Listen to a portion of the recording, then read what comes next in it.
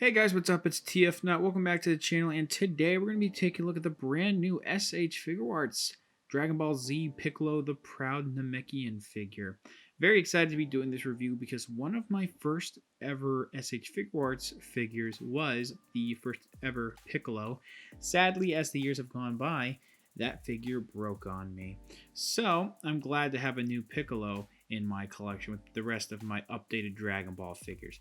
Let's just go ahead and take a look at the packaging, not waste any time here. On the front, as you can see, the figure is in the box. You get some images of the figure. It says S.H. Figuarts Piccolo, the Proud Namekian right there. When we look towards the bottom half of the box, there's a bunch of stickers, including Funimation. It says ages 15 and up. It does have the Toei sticker on there and the Tamashii Nations quality sticker, as well as it says Dragon Ball Z, Tamashii Nations, and Bandai. On this side here, it's not much going on. It just says Piccolo, the Proud Namekian, S.H. Figuarts, and then Piccolo again. On this side, you get some more continued images of the figure from the front there, and then you have other images of the figure, the prototype at least. It does say S.H. Figuarts Piccolo again. On the top of the packaging, you have another nice image of the Piccolo figure right there. Not much going on the bottom. It's just another image with the stern look of Piccolo. It does say Piccolo, S.H. Figuarts, the Proud Namekian. On the back, you can see again Piccolo, the Proud Namekian. They just put it everywhere on this box. And you can see the figure in different poses with a lot of the different accessories that this figure comes with. You have a few different things, like it says super modeling, simple style, and heroic action, and super action. And then down here it has a sticker from the distribution of the Bluefin distribution sticker right there. It says for ages 15 and up. And then you have the barcode right there. So let's go ahead and get this figure out of the packaging. So here's the figure out of the packaging, and overall I'm a bit mixed on the figure, honestly. At least with the neutral faces, I don't really see Piccolo 100%, which is kind of weird to say, and I'll go over that in a second. And I think some of the proportions in the body are a little iffy, but I like the accessories that we have overall now with this new figure. And I might be a little bit biased, but Piccolo is my favorite character in Dragon Ball, so it's not horrible, but I'll go over some of my nitpicks in a minute. Let's go ahead and take a look at all the accessories that this figure comes with. We'll take a close look at the figure. So this figure comes with a lot of accessories, and I mean a lot of accessories. So if looking at this image is good enough for you to give you an idea of what accessories this guy comes with, now I would skip to this timestamp right here on screen, so that way you can just go right into the detailed portion of the figure.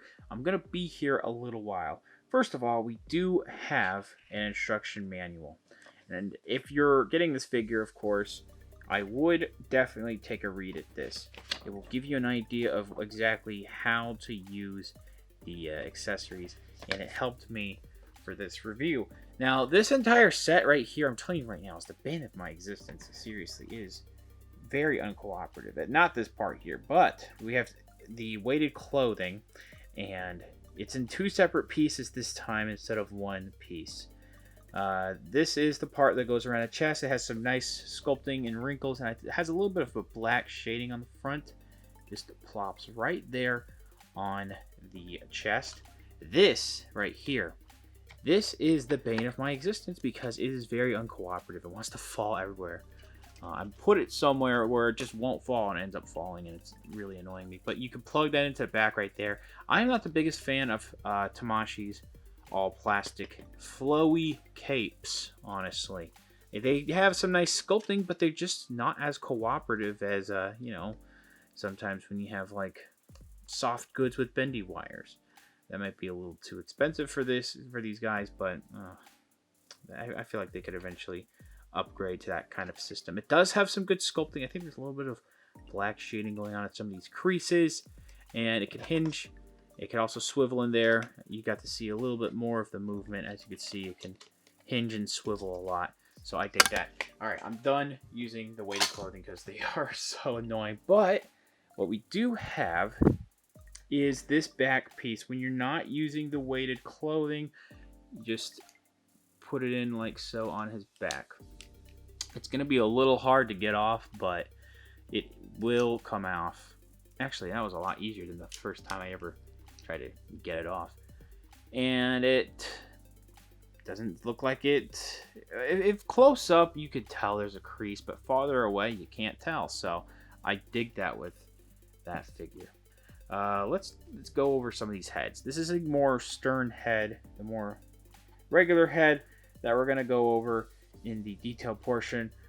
I don't know what's up with this figure's head here, at least with this kind of head, as well as the stern head for the turban right there. This is hard to take off, so I had it off for now. I feel like this is the prototype that looks a lot like Piccolo.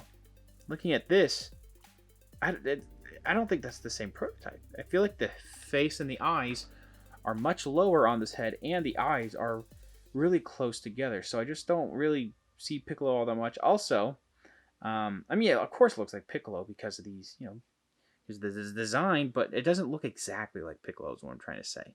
And there's like, you can see that red color in the lips. I don't think that's supposed to really be there, is it? I've never really seen Piccolo with red lips. And that's really the only head and the stern turban head that I have a problem with, because I really like this head here where he's angry. It looks a lot more like Piccolo. Very expressive, the veins popping through. It's nicely sculpted. These are a lot harder plastic. I think they can actually, I don't know if they have some type of swivel in there, but it's definitely like a separate. It used to be all one sculpt last time with the previous Piccolo figure, and these are, it's as if they kind of like stuck them in there or glued them in there. Not entirely sure. I don't hate it though. But this is just a nice head sculpt. I dig that. This is another head sculpt. It's an angrier, just looking straight at you face. And this, again, looks actually a lot more like Piccolo, I think. It's just mostly the stern faces I don't really see entirely the Piccolo likeness. But that nice tongue in there is really well done. We have some nice veins, again, sculpted on the top of the head. And then that is an alternate head that you get for the turban head. Again, much better looking. So I don't know what's up with the stern faces, man. But we do get some hands. These are open hands here. Doing certain attacks and whatnot. Very nice long nails. They're painted white and molded in green. And the green is, the plastic they use for the green is really awesome. I also really like these. These are more clinched hands. These look awesome. They have a little bit of detail on the knuckles as well, so a few creases and whatnot. I dig that a lot. And the fingernails, again, are nicely done. We do have 2 fingers sticking out. That's cool. We got this last time, and the nails really do it. I don't remember if the previous figure had nails like these, but these really help with just, getting a more accurate Piccolo. I just dig it a lot. This is a severed left arm. As you can see, it has some nice detail, some lines sculpted into the green, and then it has a little bit of this blood drooping down right there. And then actually right here, you can get some nice, it's not super gory, but it definitely, you can see where the bone would be right there. That is very cool. We showed this off earlier, but this is the arms crossed accessory, which is molded in green. It has some paint going on here with the red and the pink. I feel like the sculpt's a little bit soft up here, but the paint overall is pretty solid, and it's not painted inside, so it won't scuff up any part of the chest, whether it be the weighted clothes where you're doing the arms cross, or just his purple uniform. So that's cool.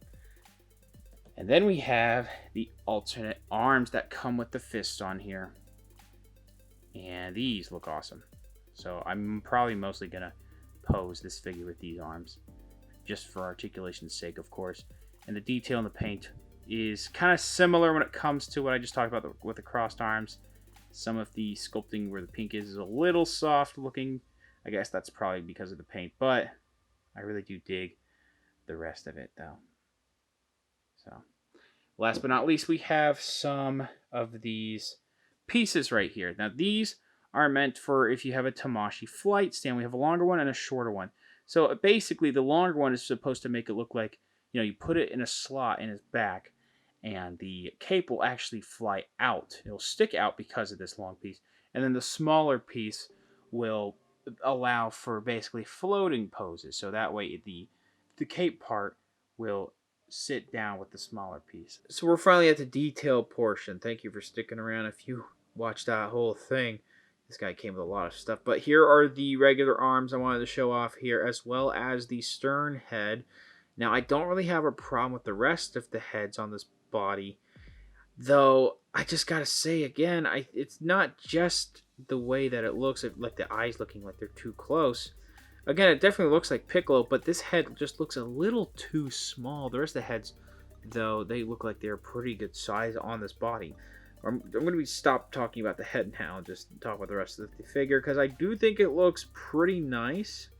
I just don't remember how wide his body could be sometimes, but I do think that they did a great job with overall the sculpting.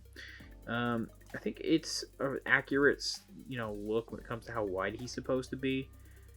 Just look at the muscles in the chest and some of the wrinkles in his uniform. They look great. We already talked about the arms and the fists as well. Didn't really go over the fists too much, but they have some nice details when they're clenched, of course. We do have this waistband here, which has a nice sculpt all the way around. It is molded in this light blue. I wish there was a little bit of paint in there, but the purple, it's molded in purple in a lot of areas, and it actually came out really nice on camera. Though lots of places not really lots of places, but these upper parts of the legs look somewhat of a different color of purple compared to up here and up here. That might be because of whatever type of plastic they might have used. It's not super noticeable in person, mostly on camera right now, even if you can see it. If you can't see it, then it's just a complaint that you can ignore. They even sculpted, that these joints look a little weird when it comes to the actual molding, just because they needed to get that, I believe, for articulation's sake, get those little cuts in there. But there is wrinkles in the back of the legs, which is cool. Lots of nice wrinkles going around the legs, as you can see. They did a really great job with sculpting. I feel like these might be a little too wide. However, it's crazy that they were able to make these look like they just sit naturally, like go all the way down. Usually, other toy companies would make them so bow-legged with a type of sculpt like this that I'm just really surprised that they were able to make these go all the way down without making them look too bow-legged. I don't think it looks bad at all. I don't know how wide it's supposed to be again, but it doesn't look too distracting. It's fine. When it's bent, the knee's bent, a little bit of smoothness, not too bad though. And the feet. You can see a little bit of detail of his skin right there. Some green, red, and pink. And his shoes actually came out really nice. There's a little bit of wrinkling going on in there. It's a nice brown mold around here too. There's not much going on the bottom of the feet though. But overall, it is a pretty well sculpted and overall well painted figure. Just some things. It's mostly the head, maybe how the legs down here maybe looking a little too wide. I've already made my piece about that. It doesn't get in the way of it looking like he's actually standing naturally, so it's fine. There's a quick 360 right there for you. And now for the articulation, which these have a lot. As you can see, these actually looks like a thicker neck peg than before. It's a ball joint up here, and it hinges, and it also swivels here. So you just get a wide range of motion with all of the heads, of course. And there's also this separate neck piece that goes into the body. It's on a ball joint, so you have all this dynamic range in the neck. We do have slight butterfly joints. They're actually more than slight. They go forward pretty back, but not really. Forward pretty good. Actually, wow, I just realized how good this can go. It can kind of look weird, but yeah, that's how much forward it goes. Back is what I was trying to say when I messed up my words earlier. I don't know how to speak sometimes. Back is not the greatest. It doesn't really go back at all. We do have in and out all the way around here. Upper arm swivel. We do have double jointed elbows. And we do have the Tamashii wrist system that swivels here, hinges, and also swivels at the hand. We have a ball joint here at the waist. I don't really know entirely what kind of system it is. You can kind of see it up there, but you can pull it up a little bit to get more range of motion. It could kind of swivel, but not all the way here. It will swivel all the way here. So just keep that in mind. You may break it if you keep swiveling too far like that. Although this will prevent that. Go side to side, forward and back, as you can see. Legs can go forward like that. Back, actually really far. In and out. Upper thigh swivel here. We do have double jointed knees, as you can see. It's more like a ball joint at the foot, but it can hinge a little bit. Swivel. And then we have a toe hinge. It can go up and down a little bit too with the foot. So lots of articulation. So for some quick size comparisons, I just wanted to bring out some other S.H. Figuarts Dragon Ball figures from left to right. We have the Great Saiyaman version of Gohan, the Saiyan Race from Earth version of Goku, the Cell Saga version of Vegeta, and the Premium Colors edition of Perfect Cell. I had to look up how tall Piccolo is. He is 5'7". He is a whole 2 feet taller than Vegeta. So I think he fits pretty well in scale with pretty much all of these characters. He might look a little too tall compared to Cell, who's supposed to be about 7 feet tall, but still, he fits pretty well in scale with all of these figures. So overall, I do think Bandai did a pretty good job of this figure, and I do like it. It does sound like I was bashing on this figure pretty hard. It's just that, it's mostly the stern, normal expression heads I have a problem with. I just don't think that they look super accurate compared to the anime, manga included, and the prototype images that are shown in the box. They just look better on the box than they do in person, to me at least. They're not god-awful, of course, but they also just look too small compared to the other heads. The other heads are fine. The rest of the accessories are fine, save for maybe the flowing cape part of the weighted clothes, which I'm not the biggest fan of. But overall, it is a very solid figure, and I do think it is a worthy successor to the previous Piccolo figure. If you have the previous one and you think that you're just dead set on keeping that one, then by all means, stick with that one. If you don't have the previous one, which can be very expensive now, then I do recommend picking up this new one here. It's about $60. I got mine from Big Bad Toy Store. I think it's $60 on Amazon now because it used to be pretty expensive. And yeah, there are other options out there too to be, to pick up this figure, of course, online. And overall, it's a solid figure. Thank you guys very much for watching. Please subscribe to the channel. Comment down below what you think about the figure, what you think about the review. Leave a like, share amongst your friends, and I will see you guys later.